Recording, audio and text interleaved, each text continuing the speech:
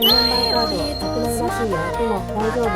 実は2026年から新しい個人番号カードに切り替わるんやって。変更点が4つあるから保存して最後まで見てね。電子証明書が10年に延長。暗証番号が半分に。性別は非表示に。ローマ字も OK。更新の時に自動で切り替わるから焦らなくて大丈夫。廃止じゃなくて新規で。詳しいことはブログリンクチェックしてね。使いすために保存とフォローもよろしくね。